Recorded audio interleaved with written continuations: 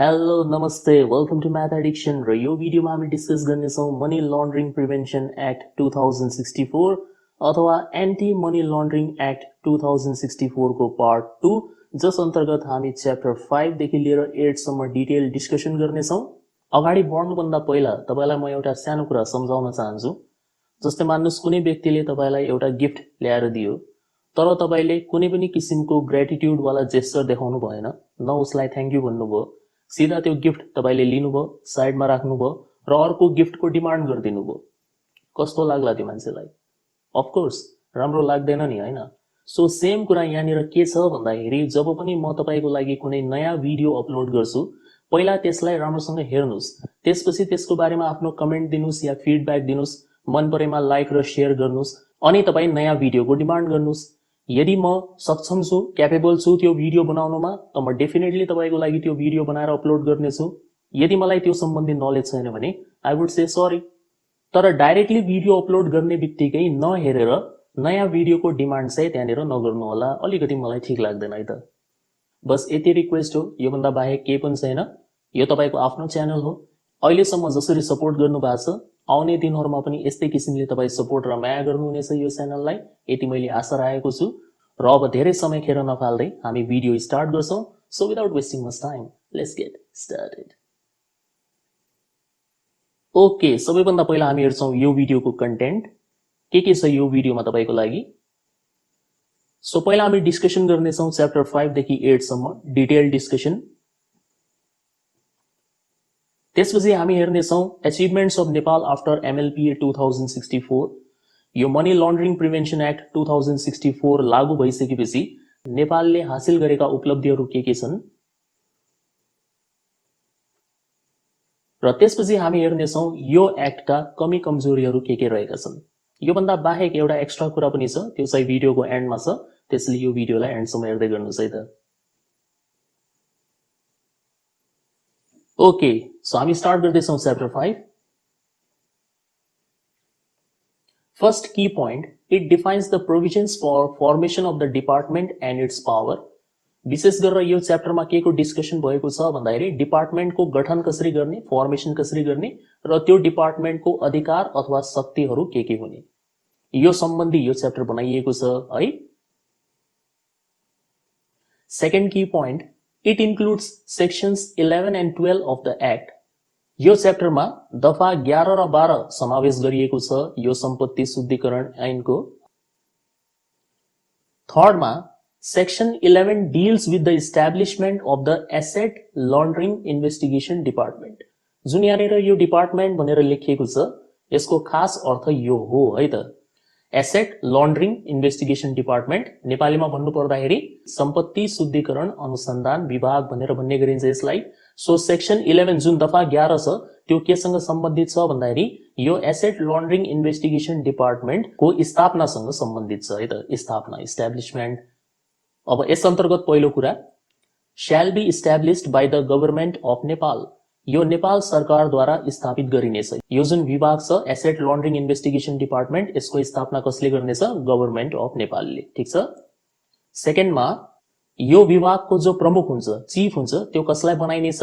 First class officer of civil service, जो निजामती सेवाको प्रथम श्रेणीको अफिसर हुन्छ, अधिकृत हुन्छ, उसलाई यो विभागको चीफको रूपमा नियुक्ति गरिनेछ है।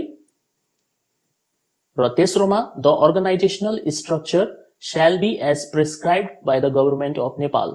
यो डिपार्टमेन्टको जुन अर्गनाइजेसनल स्ट्रक्चर हुन्छ, जसलाई हामी नेपालीमा संगठनात्मक संरचना भनेर भन्ने गर्छौं, त्यो नेपाल सरकारले तोके बमोजिम हुनेछ है त। सो सेक्सन 11 केसँग सम्बन्धित छ? एसेट लन्ड्रिङ इन्भेस्टिगेसन डिपार्टमेन्टको इस्टाब्लिशमेन्टसँग सम्बन्धित छ। तीनवटा कुरा यसमा आउँछन्। पहिलो कुरा त यसको स्थापना कसले गर्छ? नेपाल सरकारले। दोस्रो कुरा, यसको जो चीफ हुन्छ, प्रमुख व्यक्ति, त्यो को हुन्छ? First class officer of civil service. र थर्ड कुरा, यसको जुन अर्गनाइजेसनल स्ट्रक्चर हुन्छ त्यो कसले डिफाइन गर्छ? हाम्रो गभर्नमेन्ट अफ नेपालले, ठीक छ।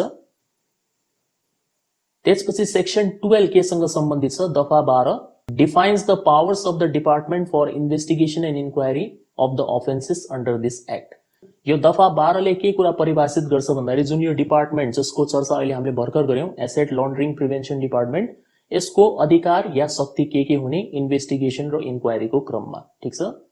सो एकदम सजिलो छ। यहाँनिर हेर्दा लामो लागिरहेको होला तर केही पनि छैन यसमा। जस्तै पहिलो यसको पावर के छ भन्दाखेरि issue order to any concern government entity BFI. BFI भन्नाले बैंक एन्ड फाइनेन्शियल इन्स्टिट्युसन, नेपालीमा भन्नु पर्दाखेरि बैंक तथा वित्तीय संस्था, और एनएफआई नन फाइनेन्शियल इन्स्टिट्युसन, गैर वित्तीय संस्था, to submit the concerned document, evidence or other required detail within a particular time limit। एकदम सरल भाषा हेर्नुहोस् हैन, केही छैन यसमा।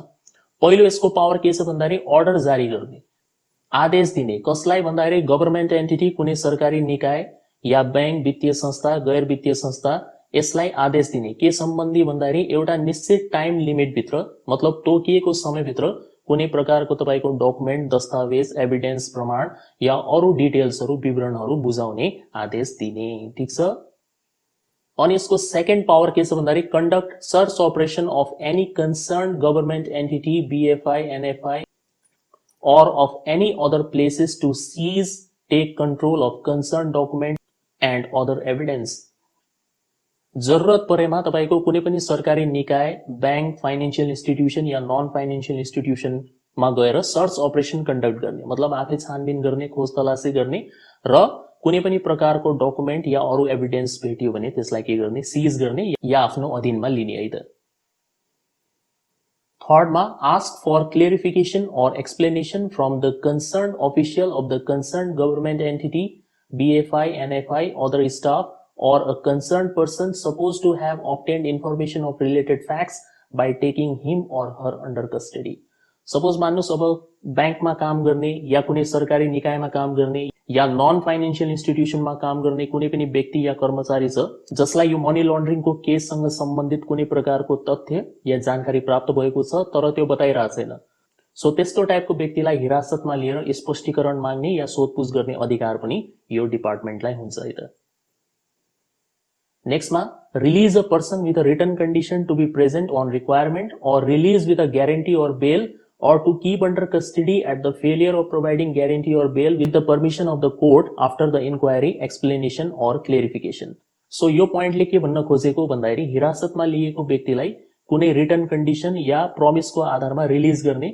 जस्तै जुन बेला हामी तिमीलाई बोलाउँछौं त्यो बेलामा तिमीले उपस्थित हुनु पर्यो, यस्तो किसिमको त्यहाँनिर कुनै एउटा रिटन कन्डिसन लेखाएर उसलाई रिलिज गर्ने, या त कुनै जमानत या ग्यारेन्टीको आधारमा त्यसलाई छोड दिने, या कुनै पनि प्रकारको जमानत नहुँदासम्म त्यो व्यक्तिलाई कस्टडी या हिरासतमै राख्ने अधिकार पनि यो डिपार्टमेन्टलाई हुन्छ है त।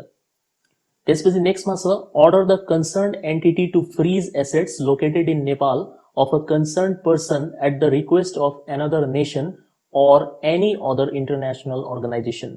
कुनै पनि राष्ट्रले या कुनै पनि अन्तर्राष्ट्रिय संस्थाले रिक्वेस्ट गरेमा त्यो सम्बन्धित व्यक्तिको नेपालमा जुन प्रपर्टी हुन्छ, एसेट हुन्छ, त्यसलाई के गर्ने, फ्रीज गर्ने, रोक्का गर्ने अधिकार पनि यो डिपार्टमेन्टलाई हुन्छ है त। त्यसपछि अन्तिम दुईवटा पोइन्ट सेम यो पावर के बारेमा हो। Freeze assets related to offence under this act in the course of inquiry and investigation of the offence. अब अफेन्सको चर्चा हामीले सेक्सन 2 मा गरिसक्यौं, कस्तो कस्तो टाइपको अफेन्सलाई यो एक्टमा समावेश गरिएको छ। सो त्यो अफेन्स या कसुरसँग सम्बन्धित कुनै पनि प्रकारको एसेट छ, सम्पत्ति छ भने त्यसलाई पनि के गर्ने, रोक्का गर्ने अधिकार यो डिपार्टमेन्टलाई हुन्छ है त। र लास्ट पोइन्टले के भन्छ, if any official or staff of the government entity BFI, NFI does not obey the orders of the department he she can be arrested and fined up to ₹1000। So यसले के भन्छ भन्दाखेरि कुनै पनि सरकारी निकायको कर्मचारी या बैंकको कर्मचारी या वित्तीय संस्थाको कर्मचारी या नन फाइनेन्शियल इन्स्टिट्युसनको कर्मचारी यदि तिनीहरूले अर्डर मानेन, यो डिपार्टमेन्टको अर्डर मानेन भने उनीहरूलाई के गर्न सकिन्छ, एरेस्ट गर्न सकिन्छ, पक्राउ गर्न सकिन्छ र फाइन लगाउन सकिन्छ ₹1000 अब यो पढ्न र लेख्नमा चाहिँ ठीक छ तर यो प्र्याक्टिकली चाहिँ अलिकति राम्रो कुरा भएन, यो त कमजोरी नै भयो क्या। ₹1000 फाइन लगाएर के हुन्छ त, अलिक बेसी चार्ज गर्नु पर्यो। अलिक बेसी फाइन लगायो भने मान्छेको मनमा डर पनि बेसी हुन्छ कि मलाई यदि समात्यो भने यति पैसा त मेरो फाइनमै जाला भनेर। ₹1000 त जसले पनि तिरिहाल्छ इन्फर्मेसन लगाएर हैन। सो अलिकति ठीक भएन है त, यो पछि एउटा कमजोरीको रूपमा लिस्ट हुनेवाला छ है त। सो अब तपाई सेम कुरा नेपालीमा पढ्न सक्नुहुन्छ, परिच्छेद 5 मतलब च्याप्टर 5। सो स्क्रिन पज गर्नु होला, पढ्नु होला, सेम कुरा लेखिएको छ, यसमा नयाँ केही पनि छैन। सो म अगाडि बढ्छु।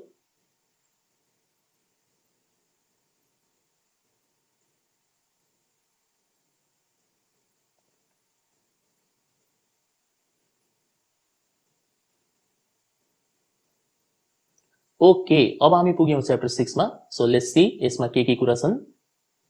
पहिला यसको की पोइन्ट्सहरु। फर्स्टमा it defines the provisions for investigation and inquiry.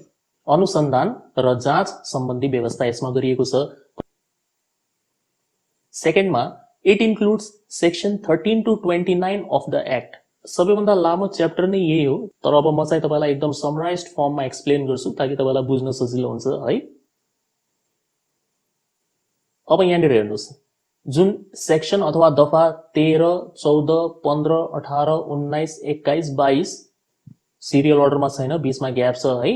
So यिनीहरू केसँग सम्बन्धित छ भन्दाखेरि define the functions, duties and rights of the department for investigation and inquiry. So section 13, 14, 15, 18, 19, 21 र 22 मा के को चर्चा गरिएको छ भन्दाखेरि यो डिपार्टमेन्टको फंक्शन, काम, ड्युटी, कर्तव्य र अधिकार के हुने इन्भेस्टिगेसन र इन्क्वायरीको क्रममा। ठीक छ। सो यहाँनिर पढ्न सक्नुहुन्छ तपाई के लेखिएको छ। पहिलो, रेजिस्टर या फाइल द कम्प्लेन्ट्स। सपोज कुनै व्यक्तिले मनी लन्ड्रिङको बारेमा जानकारी पायो र उसले यदि कम्प्लेन रेजिस्टर गराउन चाहन्छ भनेपछि यो डिपार्टमेन्टले त्यो कम्प्लेनलाई के गर्नु पर्यो, रेजिस्टर गर्नु पर्यो लिखित रूपमा, इदर रिटन फर्ममा त्यहाँनिर रेजिस्टर गर्नुपर्छ हामीले है। सेकेन्ड कुरा, एपोइन्ट और designate investigation officer and define his और her functions, duties and powers. त्यसपछाडि तपाईको अनुसन्धानको लागि के गर्ने भन्दाखेरि एउटा इन्भेस्टिगेसन अफिसर, अनुसन्धान अधिकृत भन्छौं हामी जसलाई, त्यसलाई अपोइन्ट गर्ने, नियुक्त गर्ने र उसलाई उसको काम, कर्तव्य र अधिकारको बारेमा सम्झाउने। ठीक छ। थर्डमा issue an order for freezing the assets and charge fine up to ₹50,000 to the chief of the concern entity if he she does not freeze the assets on order। so यो पोइन्टले भन्न खोजेको के हो भन्दाखेरि कुनै पनि बैंक या वित्तीय संस्थाको जुन चीफ हुन्छ, प्रमुख व्यक्ति हुन्छ, सपोज मान्नुस् यो डिपार्टमेन्टले त्यो चीफलाई के आदेश दिएको छ भन्दाखेरि कुनै एउटा पर्टिकुलर व्यक्ति जो अपराधमा संलग्न भएको छ या जसलाई यो डिपार्टमेन्टले समातेको छ त्यसको सम्पत्ति फ्रीज गर्ने या रोक्का गर्ने आदेश दियो। ठीक छ। तर त्यो चीफले मानेन अरे, त्यो अवस्थामा त्यो चीफ माथि 50,000 रुपैयाँ बराबरको फाइन या पेनल्टी चार्ज गर्न सकिन्छ भन्न खोजेको। ठीक छ। नेक्स्टमा issue an order for suspending the account और ट्रान्जेक्सन्स अफ द अफेन्डर। जो अपराधी व्यक्ति हुन्छ, अफेन्डर भन्नाले अपराधी है त। सो जो अपराधी व्यक्ति हुन्छ त्यसको जति पनि बैंकमा खाताहरू रहेका छन् या कुनै पेन्डिङ ट्रान्जेक्सन्सहरू रहेका होलान् ती सबलाई के गर्ने, सस्पेन्ड गर्ने या निलम्बन गर्ने। ठीक छ। नेक्स्टमा demand support of other government entities like Nepal Police in investigation and inquiry। आवश्यकता परे अनुसार अरु सरकारी निकाय जस्तै तपाईको नेपाल पुलिसको सहायता लिने इन्भेस्टिगेसन र इन्क्वायरीको लागि। नेक्स्टमा file a case against the offender without limitation. बिना कुनै रुकावट या रोकटोक तपाईको जुन अपराधी हुन्छ त्यसमाथि के गर्ने, अदालतमा मुद्दा दायर गर्ने या केस फाइल गर्ने। ठीक छ। सो बुझ्नुभयो कि नै यहाँनिर function, duties and rights of the department के हुन्छ। कम्प्लेन रेजिस्टर गर्ने, इन्भेस्टिगेसन अफिसरलाई अपोइन्ट गर्ने, त्यसै गरेर एसेट्सहरु फ्रीज गर्नको लागि अर्डर जारी गर्ने, त्यसपछाडि अपराधीको कुनै बैंकमा खाता छ या पेन्डिङ ट्रान्जेक्सन छ भने त्यसलाई सस्पेन्ड गर्ने या क्यान्सल गर्ने, इन्भेस्टिगेसन गर्नको लागि यदि नेपाल पुलिसको सहायता चाहिन्छ भने त्यसको डिमान्ड गर्ने र त्यसपछाडि अपराधी विरुद्ध बिना कुनै रोकटोक या रुकावट अदालतमा केस फाइल गर्ने। ठीक छ। त्यसपछाडि जुन दफा 16, 17, 20 र 26 छ यसमा तपाईको फंक्शन्स, ड्युटीज र पावर्सको चर्चा गरिएको छ, तर कसको, इन्भेस्टिगेसन अफिसरको। अगाडि कसको थियो, डिपार्टमेन्टको। यो कोसँग रिलेटेड हो, इन्भेस्टिगेसन अफिसर। इन्भेस्टिगेसन अफिसरलाई नियुक्ति कसले गर्छ, डिपार्टमेन्टले नै नियुक्ति गर्छ। ठीक छ। सो यो इन्भेस्टिगेसन अफिसर या अनुसन्धान अधिकृतको काम, कर्तव्य र अधिकार वा शक्ति के हुने त्यसको बारेमा यहाँनिर चर्चा गरिएको छ। सो के छन्, सबसे पहिलो issue a warrant against the offender and arrest him या हर। वारन्ट जारी गर्ने र अपराधीलाई समात्ने, एकदम सजिलो है। त्यसपछाडि अर्कोमा छ conduct search operations as and when required. जति बेला आवश्यक पर्छ त्यति बेला के गर्ने, सर्च अपरेसन कन्डक्ट गर्ने। कहाँनिर कन्डक्ट गरिन्छ यो सर्च अपरेसन, शंकास्पद ठाउँमा, जहाँ शंका लाग्छ कि यहाँनिर कुनै किसिमको तपाईको एभिडेन्स या डकुमेन्ट भेटिन सक्छ त्यस्तो किसिमको ठाउँमा गएर सर्च अपरेसन कन्डक्ट गर्ने। ठीक छ। थर्डमा कीप या डिटेन द अफेन्डर या suspect under custody from 24 hours to maximum 90 days or release him या her on guarantee or bail as per the court orders. अपराधी या शंकास्पद व्यक्तिलाई हिरासतमा राख्ने सोधपुछको लागि है। सुरुमा तपाईको 24 घण्टासम्म सोधपुछ गरिन्छ र त्यसपछि यदि 24 घण्टामा कुनै पनि प्रकारको निष्कर्ष निस्केन भने कोर्टसँग अपिल गरिन्छ कि हामीलाई बेसी टाइम चाहियो। त्यसपछि कोर्टले म्याक्सिमम 90 दिनसम्मको समय दिन्छ है। या त कोर्टबाट जमानतको अर्डर आयो भने त्यो व्यक्तिलाई के गर्ने, रिलिज गर्ने। त्यसपछि keep the assets and documents seized in course of the inquiry and investigation under this act safe.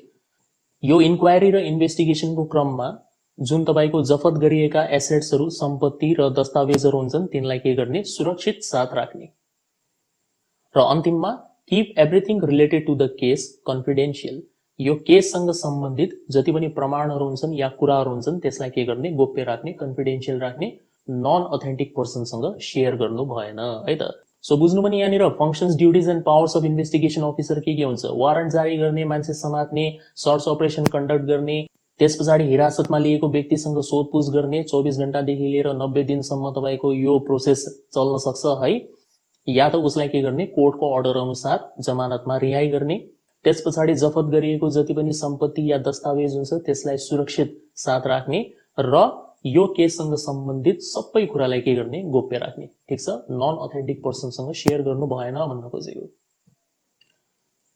र यसबाहेक जुन बाँकी रहेका तपाईका दफाहरू छन्, सेक्सन्सहरू छन्, त्यसमा अन्य व्यवस्थाहरू छन् जसमध्येको केही मैले यहाँनिर लिएको छु हैन, खासै त्यति महत्त्वपूर्ण भएन। जस्तै नो अब्स्टेकल टु स्यु अन्डर प्रिभेलिङ लज। यसले भन्न खोजेको के हो भन्दाखेरि यदि त्यो अपराधीमाथि प्रचलित नियम कानुन बमोजिम अरू कुनै मुद्दा लाग्छ भने त्यो पनि बिना कुनै रुकावट लगाउने। सो म तपाईलाई यहाँनिर एउटा एक्जाम्पल दिन्छु। जस्तै मान्नुस् एउटा व्यक्तिले कुनै एउटा अर्को व्यक्तिको मर्डर गरेर लाखौं रुपियाँ त्यहाँबाट प्राप्त गर्यो र अब त्यो इलिगल तरिकाले प्राप्त गरेको जुन पैसा छ त्यसलाई उ लुकाउन खोज्दैछ, लिगल बनाउन खोज्दैछ भने त्यो व्यक्तिमाथि दुईवटा अलग अलग एक्ट बमोजिम मुद्दा दायर गर्न सकिन्छ। एक त क्रिमिनल एक्ट, मर्डर गर्यो, अर्को तपाईको मनी लन्ड्रिङ एक्ट अन्तर्गत, किनभने पैसाको हेरफेर गर्दैछ त्यहाँनिर। ठीक, सो यसले भन्न खोजेको यही हो है त। नेक्स्टमा automatic suspension of the staff of BFI, NFI और civil servant during the period of custody. एकदम जायज कुरा हो। यदि कुनै तपाईको बैंक या फाइनेन्शियल इन्स्टिट्युसनमा काम गर्ने व्यक्ति छ या नन फाइनेन्शियल इन्स्टिट्युसनमा काम गर्ने व्यक्ति छ या कुनै तपाईको सरकारी कर्मचारी छ, उसलाई यदि हिरासतमा लिएको छ, कस्टडीमा लिएको छ भनेपछि जति दिनसम्म त्यो व्यक्तिलाई कस्टडीमा राखिन्छ त्यति समयको लागि त्यो व्यक्ति आफ्नो कार्यबाट र कार्यालयबाट के हुन्छ, निलम्बन हुन्छ अटोमेटिकली है त। सो एकदम सजिलो, केही छैन। यो च्याप्टरमा मेन हामीले बुझ्नुपर्ने के, functions, duties and powers of department, functions, duties and powers of investigation officer. ठीक छ, अब तपाईं नेपालीमा पढ्न सक्नुहुन्छ। परिच्छेद 6 यो हुन् मुख्य बुदाहरू। राम्रोसँग पढ्नु होला, एकदम सरल भाषामा छ है।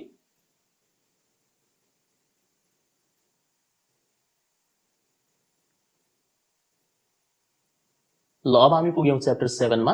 सो हेरौं यसमा के छ। Key points. First key point, it defines the provisions for punishment. यसमा तपाईको सजायको व्यवस्था गरिएको छ। एउटा इम्पोर्टेन्ट च्याप्टर हो, यसमा हामी पनिशमेन्टसँग रिलेटेड कुराहरू हेर्छौं। त्यसपछि it includes section 30 to 34 of the act. यसमा 30 देखि 34 नम्बरसम्मको दफा समावेश गरिएको छ। सो सेक्सन नम्बर 30 मा जुन 30 नम्बरको दफा छ त्यसको टाइटल रहेको छ पनिशमेन्ट टु द अफेन्डर, मतलब अपराधीको लागि के कस्तो पनिशमेन्टको व्यवस्था गरिएको छ यसमा। सो जस्तै ए नम्बरमा भनिएको छ fine equal to the amount involve in the offence और imprisonment from 1 year to 4 years और both punishment to any person और staff of BFI, NFI who has committed offence. So यसले भन्न खोजेको के हो भन्दाखेरि यदि कुनै पनि सामान्य व्यक्ति या तपाईको बैंकको स्टाफ या फाइनेन्शियल इन्स्टिट्युसनको स्टाफ या नन फाइनेन्शियल इन्स्टिट्युसनको स्टाफले कुनै पनि प्रकारको अफेन्स कमिट गर्यो, जो यो तपाईको ऐनमा दर्ता भएको जुन अफेन्स छ, कसुर छ, यदि त्यो अफेन्स कमिट गर्यो भने उसलाई 1 देखि 4 वर्षसम्मको या त कैदको सजाय दिने, इम्प्रिजनमेन्ट, या त तपाईको अफेन्स गरेर जति रकम उसले प्राप्त गरेको छ त्यो रकम बराबरको फाइन चार्ज गर्ने। ठीक छ। बी मा in case an office bearer, chief of a BFI or NFI or public servant has committed offense 10% more than the punishment mentioned in clause A। यदि तपाईको कुनै पनि सरकारी कर्मचारी या बैंकको चीफ या नन फाइनेन्शियल इन्स्टिट्युसनको जो चीफ हेड हुन्छ हैन, प्रमुख व्यक्ति हुन्छ, त्यसले कुनै पनि प्रकारको अफेन्स गर्यो भने उसलाई के गर्ने भन्दाखेरि जुन ए नम्बरमा लेखिएको रकम छ त्यो भन्दा 10% बेसी फाइन तिर्न लगाउने, ठीक छ। र सी नम्बरमा छ the person assisting or provoking to commit or causing to commit an offence under this act shall be punished half of the punishment to be done to the offender। अब एक त हुन्छ मुख्य अपराधी हैन, जसले अपराध नै गर्छ, त्यसको लागि त अगाडि हामीले हेरिसक्यौं ए र बी नम्बरमा के कस्तो त्यहाँनिर सजाय रहेको छ। अब एक हुन्छ अपराधीलाई सहयोग गर्ने व्यक्ति या उसलाई अपराध गर्न उक्साउने व्यक्ति। सो अपराध गर्न सहयोग गर्ने या उक्साउने व्यक्तिको लागि के छ भन्दाखेरि मुख्य अपराधी भन्दा त्यसलाई आधा सजाय दिने, ठीक छ। जस्तै मुख्य अपराधीले यदि 1 करोड फाइन तिर्छ भने यो सहयोगीले 50 लाख तिर्नु पर्यो।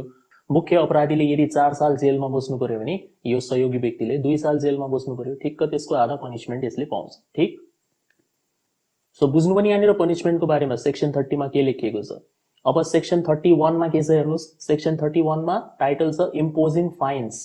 के कस्तो फाइन चार्ज गरिने हो यहाँनिर त्यसको बारेमा डिस्कसन गरिएको छ। सो 1 नम्बरमा there shall be a fine of ₹5 lakh to a bank or financial institution and from ₹25,000 to 1 lakh to a non-financial institution as per the degree of the offense for the act of not submitting documents to the financial information unit। So जो financial information unit हुन्छ यसको बारेमा हामीले part 1 मा discussion गरिसक्यौं। यसले बैंकसँग या financial इन्स्टिट्युसनसँग या तपाईको non financial इन्स्टिट्युसनसँग suppose मानौ कुनै डकुमेन्ट मागेको छ, दस्तावेज मागेको छ, तर उनीहरूले बुझाएनन् भने बैंक र फाइनेन्शियल इन्स्टिट्युसनको हकमा 5 लाख सम्म फाइन तिर्न लगाउने र नन फाइनेन्शियल इन्स्टिट्युसनको हकमा 25,000 देखि 1 लाख सम्म फाइनको व्यवस्था गरिएको छ, ठीक छ। त्यसपछि सेकेन्डमा person not satisfied with the punishment may appeal to the appellate court within 35 days of such punishment. अब मान्नुस् कुनै बैंकलाई या फाइनेन्शियल इन्स्टिट्युसनलाई या नन फाइनेन्शियल इन्स्टिट्युसनलाई यो जुन पनिशमेन्ट सुनाइयो 1 नम्बरको पनिशमेन्ट कि यति लाख रुपैयाँ फाइन तिर्नुस् या यति हजार रुपैयाँ फाइन तिर्नुस्, यो ठीक लागेन अरे। उनलाई के लाग्यो भन्दाखेरि यो जायज छैन, हामीले त सबै डकुमेन्ट बुझाइसकेका थियौं तै पनि फाइन लगाइरहेछन्, यो जायज भएन भने उनीहरू के गर्न सक्छन्, पुनरावेदन अदालत जसलाई एपिलेट कोर्ट भनिन्छ त्यसमा तपाईको अपिल गर्न सक्छन् यो पनिशमेन्टको अगेन्स्टमा।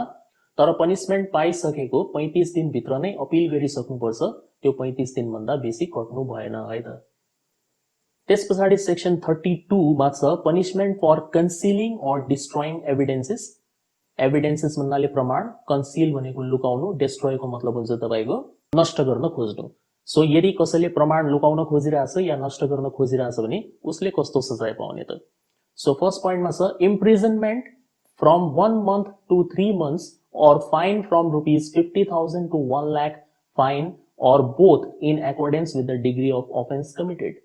सो या त त्यस्तो व्यक्तिले 1 महिनादेखि 3 महिनासम्म जेलको सजाय पाउँछ या त 50,000 देखि लिएर 1 लाखसम्म फाइन तिर्नुपर्छ या त दुईटै सजाय पाउने भयो। मतलब फाइन पनि तिर्नुपर्ने र जेलको सजाय पनि भोग्नुपर्ने त्यहाँनिर व्यवस्था रहेको छ। अब कुनै डकुमेन्ट के हुन्छ भन्दाखेरि अलिकति कम इम्पोर्टेन्ट हुन्छ, कुनै डकुमेन्ट के हुन्छ अलिकति बेसी इम्पोर्टेन्ट हुन्छ। सो बेसी इम्पोर्टेन्ट डकुमेन्टलाई यदि डिस्ट्रोय गर्न खोज्दैछ या लुकाउन खोज्दैछ भने उसले डबल सजाय पाउने भयो, ठीक। नेक्स्टमा छ हाम्रो person assisting for committing such act shall be punished half of such punishment. अघिकै कुरा जो सहयोगी व्यक्ति हुन्छ या उक्साउने व्यक्ति हुन्छ उसले के पाउने भयो, यो माथि तोकिएको सजायको ठीक आधा सजाय उसले पाउने भयो, ठीक छ। त्यसपछि 33 नम्बरमा पनिशमेन्ट फर क्रिएटिङ अब्स्ट्याकल्स। अब्स्ट्याकल भन्नाले बाधा अडचन। सो इन्भेस्टिगेसनको क्रममा यदि कुनै व्यक्तिले बाधा या अडचन उत्पन्न गर्न खोज्छ भने त्यसको लागि पनि सजायको व्यवस्था छ यो ऐनमा। सो के रहेछ, इम्प्रिजनमेन्ट अप टु 6 months और fine up to 5 lakh rupees और both based on the report of investigation officer. यो इन्भेस्टिगेसन अफिसरको रिपोर्टको आधारमा या त त्यस्तो व्यक्तिलाई 6 महिनासम्म जेलको सजाय मिल्छ या त त्यसले 5 लाख बराबरको फाइन तिर्नुपर्छ या त दुईटै किसिमको सजाय त्यसलाई मिल्न सक्छ, ठीक छ। र सेक्सन 34 अन्तिममा एसेट्स टु बी कन्फिस्केटेड। यो चाहिँ सम्पत्तिलाई जफत गर्ने हकमा हो। So any assets obtained from an offense under this act and assets utilized for committing such offense shall be confiscated। So कुनै अपराध गरे बापत प्राप्त भएको सम्पत्ति र अपराध गर्नको लागि प्रयोग गरिएको सम्पत्ति दुईटैलाई के गरिनेछ भन्दाखेरि जफत गरिनेछ। जस्तै अपराध गर्नको लागि प्रयोग गरिएको सम्पत्ति तपाईं यसरी बुझ्न सक्नुहुन्छ, कसैलाई किडन्याप गर्नको लागि हामीले कुनै एउटा गाडीको प्रयोग गर्दियौँ, त्यो गाडी पनि त सम्पत्ति हो, त्यस्तो गाडीलाई पनि के गर्ने, जफत गर्ने। ठीक। अर्को कुरा, if entitlement to assets has been transferred to someone else and an amount has been quoted in such act of transfer, the amount shall be dealt as per the deed with security. यसले के भन्छ भन्दाखेरि, suppose मानौ कुनै अपराधी अलिकति बेसी चलाक भयो, उसले के गर्यो भन्दाखेरि सम्पत्तिको स्वामित्व अर्काको नाममा ट्रान्सफर गरिदियो। मतलब ओनरशिप अफ द एसेट जुन हुन्छ त्यो अरूको नाममा ट्रान्सफर गरिदियो, अरूलाई त्यसको मालिक बनाइदियो। त्यो अवस्थामा त्यो सम्पूर्ण सम्पत्तिको जुन अमाउन्ट हुन्छ हैन, कति अमाउन्ट बराबरको सम्पत्ति हो त्यो बराबरको धरौटी या कपाली राख्नुपर्ने हुन्छ अपराधीले। ठीक छ। सो बुझ्नुपर्ने नि यहाँनिर च्याप्टर 7 एकदम सजिलो छ। च्याप्टर 7 केसँग रिलेटेड छ, पनिशमेन्ट। अलग अलग टाइपका पनिशमेन्टहरू छन् यहाँनिर है। अपराधीलाई कस्तो सजाय दिने, त्यसै गरेर तपाईको कसैले प्रमाण लुकाउन या नष्ट गर्न खोज्दैछ भने त्यसलाई कस्तो सजाय दिने, कसैले इन्भेस्टिगेसनको क्रममा बाधा अडचन उत्पन्न गराउन खोज्दैछ भने त्यसलाई कस्तो सजाय दिने र कस्तो किसिमको सम्पत्तिलाई जफत गर्ने। ठीक। अब नेपालीमा पढ्न सक्नुहुन्छ परिच्छेद 7। सो यसको मुख्य बुदाहरू भए।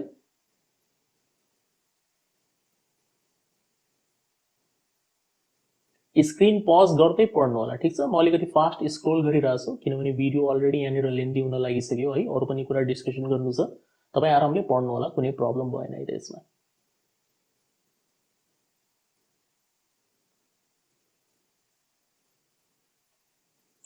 ल अब हामी छौं अन्तिम च्याप्टरमा, chapter 8।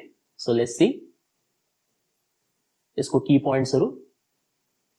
It defines miscellaneous provisions. यसमा विविध व्यवस्थाहरूको चर्चा गरिएको छ। अब यो जुन मिसलिनियस हुन्छ यो खासै त्यति इम्पोर्टेन्ट च्याप्टर भएन, यसलाई तपाईले त्यति एकदम सिरियसली लिनुपर्ने कुनै आवश्यकता छैन है। सो यसलाई हामी क्विकली डिस्कस गरेर सकाइदिन्छौँ। यसमा सेक्सन 35 देखि 46 सम्म इन्क्लुड गरिएको छ। 35 देखि 46 दफा यसमा समावेश गरिएका छन्। अब केही प्रोभिजन्सहरू म तपाईलाई यहाँनिर पढेर सुनाइदिन्छु। यसमा के कुराको व्यवस्था गरिएको छ, जस्तै सिजर अफ पासपोर्ट, राहदानी जफत गर्ने। ठीक छ, ताकि व्यक्ति विदेश भाग्न नपाओस्। अक्सन अफ सीज गुड्स और एसेट्स, जुन तपाईको अपराधी हुन्छ त्यसको जफत गरिएको कुनै गुड्सहरू छन् या सम्पत्ति छ भने त्यसको निलामी गर्ने। त्यसै गरेर order to freeze assets of a foreigner, यदि कुनै विदेशी व्यक्तिले यहाँनिर आएर अपराध गरेको छ, मनी लन्ड्रिङ सम्बन्धी कुनै अफेन्स गरेको छ भने उसको एसेट्सहरू सम्पत्ति के गर्ने, फ्रीज गर्ने या रोक्का गर्ने। त्यसपछाडि छ रिवार्ड्स इत्यादि। मनी लन्ड्रिङ सम्बन्धी जानकारी दिने कोही पनि व्यक्ति छ भने उसलाई पुरस्कृत गर्ने। ठीक छ। सो यो मिसलिनियस प्रोभिजन्सहरू हाम्रो लास्ट च्याप्टरमा इन्क्लुड गरिएको छ। होप तपाईले सबै च्याप्टर्सहरू अब चाहिँ राम्रोसँग बुझ्नु भएको होला।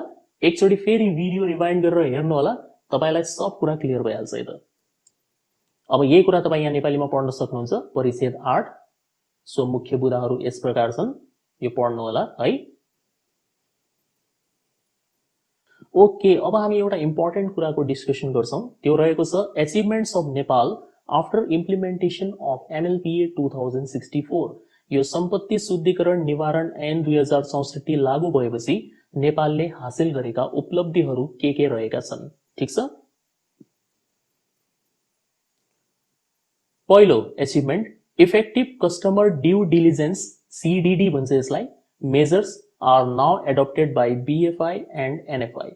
बीएफआई र एनएफआई ले प्रभावकारी तरिकाले अब ग्राहकको पहिचान विवरण लिन थालेका छन्। पहिला त्यति ब्याङ्क्स र फाइनान्शियल इन्स्टिट्युसन्सहरू यो मामलामा सिरियस थिएनन् है। अब तपाईको हरेक ब्याङ्कले केवाईसी, नो योर कस्टमर, जस अन्तर्गत कस्टमरको सम्पूर्ण डिटेल्सहरू ब्याङ्कले लिने गर्दछ, ताकि पछि यदि इन्भेस्टिगेसन या इन्क्वायरी गर्नु पर्यो भने ब्याङ्कले त्यो डिटेल फाइनान्शियल इन्फर्मेसन युनिट या एन्टी मनी लन्ड्रिङ डिपार्टमेन्टलाई प्रोभाइड गर्न सकोस्। ठीक छ। सो कस्टमरको डिटेललाई लिएर ब्याङ्क्सहरू बढी जागरुक भएका छन्। ठीक। नेक्स्टमा improvement in the disclosure of the sources of income, आम्दानीको सम्पूर्ण स्रोत खुलाउने कुरामा सुधार।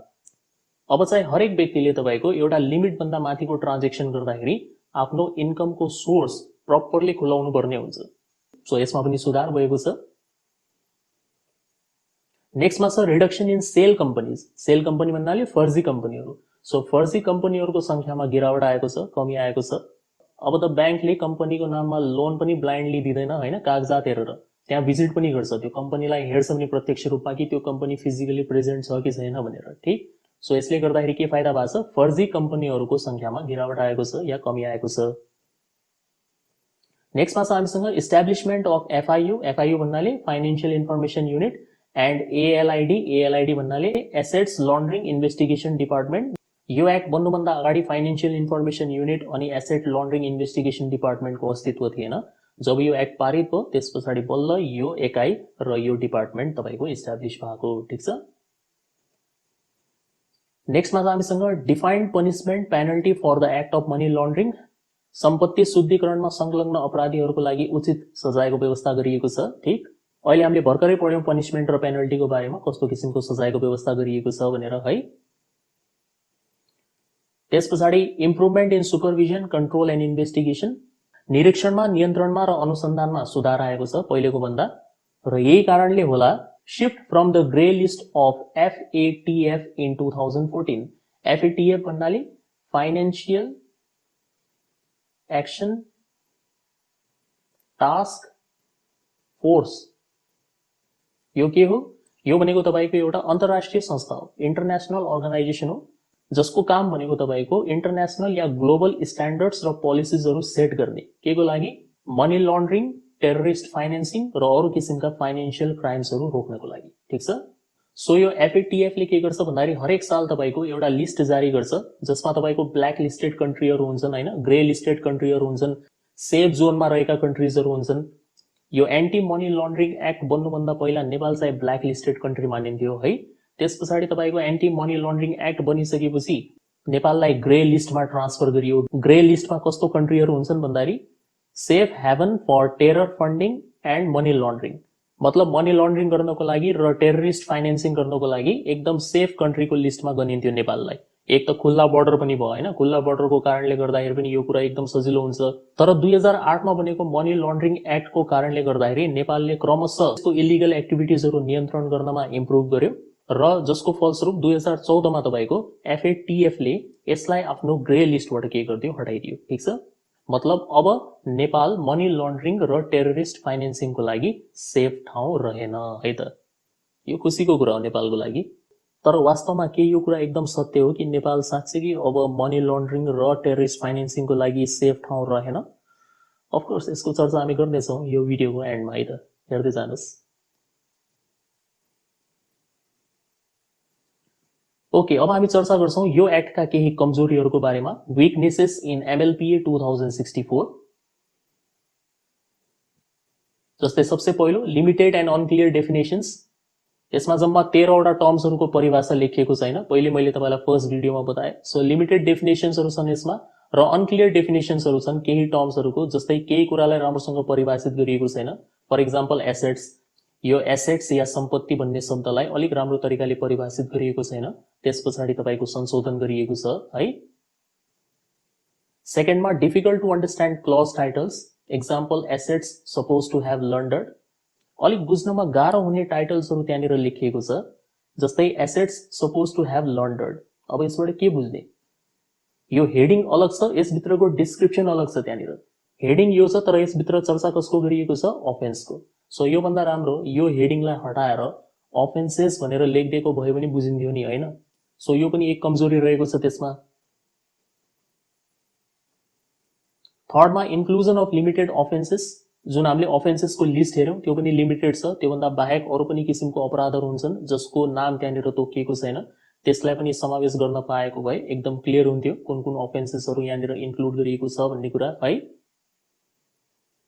नेक्स्टमा छ lack of provision of penalty for a Nepali citizen who commits money laundering abroad. यदि कुनै नेपाली नागरिकले विदेशमा गएर मनी लन्ड्रिङ जस्तो अपराध गर्छ भने उसलाई नेपालको कानुनले सजाय दिने व्यवस्था छैन। यो अलिक ठीक भएन, किनभने एउटा मान्छे तपाईको देशको इज्जत अर्को ठाउँमा गएर बर्बाद गरिरहेछ, उसलाई त सजाय दिने अधिकार नेपाललाई पनि हुनुपर्ने हो, ताकि भविष्यमा कुनै पनि अर्को नेपाली व्यक्तिले त्यस्तो किसिमको अपराध नगरोस्, तर यसको व्यवस्था छैन। अर्को छ कम्प्लेक्स एन्ड कन्फ्युजिङ स्ट्रक्चर। यो एक्टको बनावट एकदम जटिल छ, चाहिने भन्दा बेसी त्यहाँनिर च्याप्टर्स र सेक्सन्सहरू इन्क्लुड गरिएको छ, त्यतिको आवश्यकता छैन। यसलाई छोटो पार्न सकिन्थ्यो यदि चाहेको भए है त। नेक्स्टमा छ coordination committee doesn't include an attorney general and member of police department. जुन यो कोअर्डिनेसन कमिटी छ, संयोजन समिति, यसमा तपाईको एटर्नी जनरल, महाअधिवक्ता र मेम्बर अफ पुलिस डिपार्टमेन्टको हायर पोस्टमा रहेका जुन व्यक्तिहरू हुन्छन् त्यसलाई यसमा समावेश गरिएको छैन। जबकि हामीले हेर्यौं इन्भेस्टिगेसन गर्ने क्रममा पुलिसको आवश्यकता पर्छ, त्यही डिपार्टमेन्टको मान्छे यो कमिटीमा सामेल गरिएको छैन। ठीक, त यो पनि यसको कमजोरी हो। नेक्स्टमा limited functions of the coordination committee. Coordination कमिटीको फंक्शन्सहरू एकदमै लिमिटेड भयो। यो कोअर्डिनेसन कमिटीको काम यति डिफाइन गरिएको छ कि विभिन्न किसिमको मिनिस्ट्रीहरूको बीचमा कोअर्डिनेसन गर्ने र सरकारलाई सजेसन दिने। अब यति मात्र त भएन नि त, हैन? अलिक बेसी फंक्शन्स हुनु पर्यो कोअर्डिनेसन कमिटीको। नेक्स्टमा terrorist financing is treated like other offences and have same penalty provisions. जुन तपाईको टेररिस्ट फाइनेन्सिङ छ, मतलब आतंकवादी अपराधको लागि जुन तपाईको वित्तीय सहयोग हुन्छ, त्यसलाई पनि अरु अपराध जस्तै यहाँनिर ट्रिट गरिएको छ। अब आतंकवादी क्रियाकलाप गर्नको लागि गरिएको सहयोग भनेको त अरु अफेन्स भन्दा खतरनाक हो नि त, हैन? त्यसैले त्यसको सजाय पनि के हुनुपर्ने, अलिक बेसी हुनुपर्ने। तर यहाँनिर त्यस्तो व्यवस्था छैन। अरु अफेन्स जस्तै टेररिस्ट फाइनेन्सिङलाई पनि ट्रिट गरिन्छ। नेक्स्टमा fine imposed are not appropriate. अघि नै मैले तपाईलाई एउटा एक्जाम्पल देखाएको थिएँ, हैन? 1000 रुपैयाँ वाला। अब जम्मा 1000 रुपैयाँ कसैले तपाईलाई फाइन चार्ज गर्दैछ भनेपछि के डर भयो त तपाईको मनमा? So fines imposed are not appropriate, अलिक बेसी हुनुपर्ने, अलिक त्यसमा सुधारको आवश्यकता देखिन्छ। र लास्टमा rules in the act are not compatible with the global standards on anti money laundering combating financing of terrorism. यो जुन हाम्रो देशको एन्टी मनी लन्ड्रिङ एक्ट छ 2064, यसमा जुन तपाईको रुल्सहरू बनाइएको छ यो तपाईको इन्टरनेशनल स्ट्यान्डर्डसँग मिट गर्दैन। जुन FATF को कुरा गर्यौं हामीले, फाइनान्शियल एक्सन टास्क फोर्स, उनीहरूले जुन तपाईको एउटा बेन्चमार्क सेट गरेको हुन्छ या स्ट्यान्डर्ड सेट गरेको हुन्छ, त्यो स्ट्यान्डर्डलाई यो एक्टले मिट गर्दैन है त। ल यहाँनिर तपाई नेपालीमा पढ्न सक्नुहुन्छ। अब सेम कुरा हो।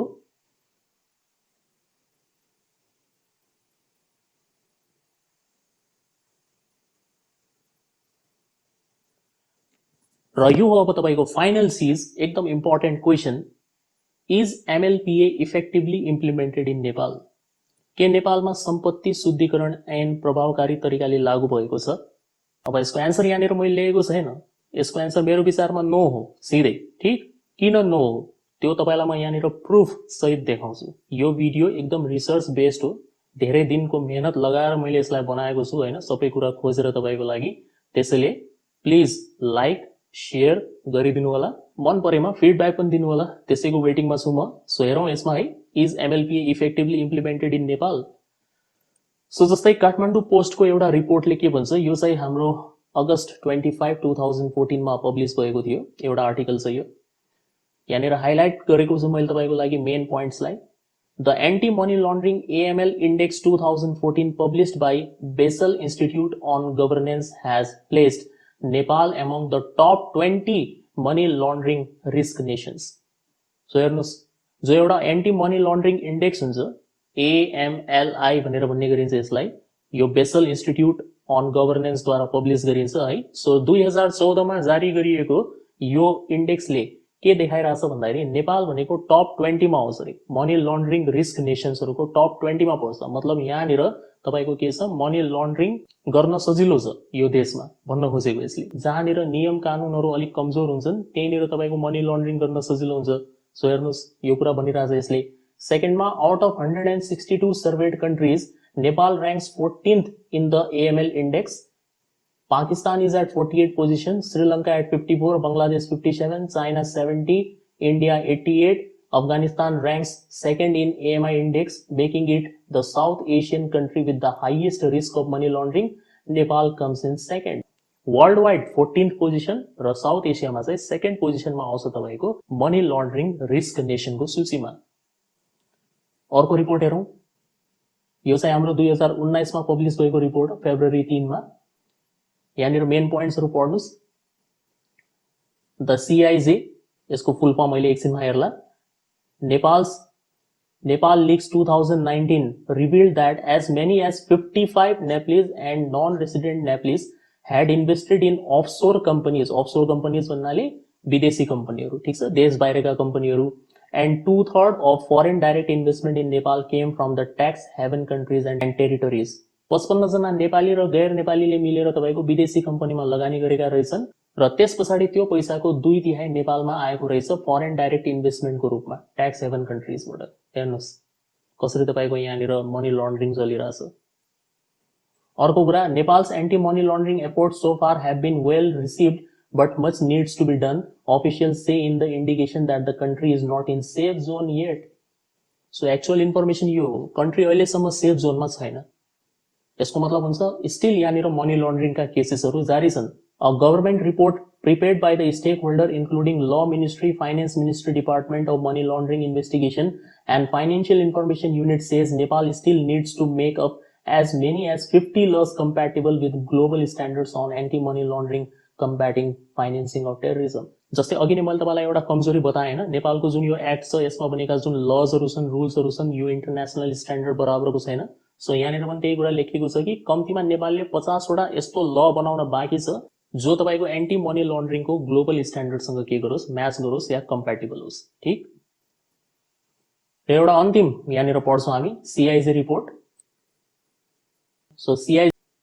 सो सीआईजे को फुल फर्म तपाईं यहाँनिर हेर्न सक्नुहुन्छ, centre for investigative journalism Nepal भनेर लेखिएको छ। अब यसले जारी गरेको एउटा रिपोर्ट अनुसार यहाँनिर हेर्नुस्, नेपालमा भएका मनी लन्ड्रिङका दुईवटा लेटेस्ट एक्जाम्पल यहाँनिर दिएको छ। सो यहाँनिर एउटा एक्जाम्पल लेखिएको छ कि यो नेपाल सरकारले ट्रान्सपोर्ट एन्टरप्रेन्योर्सहरूलाई आफ्नो कम्पनी दर्ता गराउनुहोस् भनेर त्यहाँनिर इन्स्ट्रक्सन्स दिएको रहेछ, भनेको रहेछ, तर उनीहरूले यो कुरा मानेन, दर्ता गराएनन्। त्यसपछि नेपाल सरकारले उनीहरूलाई के थ्रेटनिङ दियो भन्दाखेरि यदि तपाईले दर्ता गराउनु भएन भने तपाईमाथि मनी लन्ड्रिङको मुद्दा हामी लगाउनेछौँ र तपाईको सबै बैंक एकाउन्ट्सहरूलाई फ्रिज गरिदिन्छौँ भनेर। त्यसपछि बल्ल यो ट्रान्सपोर्ट एन्टरप्रेन्योर्सहरू अलिकति होसमा आए, तर यो केस त्यसपछि दबिहाल्यो हैन, यसको चर्चा नै भएन। मेबी यिनीहरूले घुस दिएर यो वाला केस दबाएको होलान् है।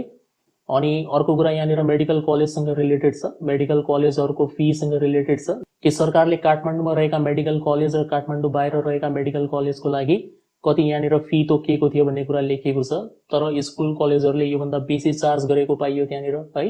सरकारले कलेजहरूलाई इन्स्ट्रक्सन दियो कि जति एक्स्ट्रा एमाउन्ट तपाईले चार्ज गर्नु भएको छ त्यो सब रिटर्न गर्नु पर्यो, तर कलेजहरूले मानेनन्। पछि तपाईको के भयो भन्दाखेरि यो मुद्दा पनि त्यतिकै सेलाएर गइहाल्यो। अब जुन त्यो एक्स्ट्रा मनी कलेक्सन गरेको छ त्यो पनि इलिगल मनी त हो, त्यसलाई पनि के गरेका होलान्, पछि गएर लिगल बनाएका होलान्। तर यहाँनिर ती कुराहरू के गरिएका छन्, लुकाइएका छन् है, रिभिल भएको छैन। त्यसैले हामी के भन्न सक्छौँ भन्दाखेरि नेपालमा जुन यो मनी लन्ड्रिङ प्रिभेन्सन एक्ट छ यो त्यति राम्रोसँग लागू भएको छैन अहिले पनि है। धेरै एमेन्डमेन्ट्सहरू यसमा भइसकेका छन्। आशा गरौँ आउने समयमा यो एन्टी मनी लन्ड्रिङ एक्ट अलिकति ग्लोबल स्ट्यान्डर्ड अनुसारको बन्नेछ र त्यसपछि नेपाल सेफ जोनमा ट्रान्सफर हुनेछ।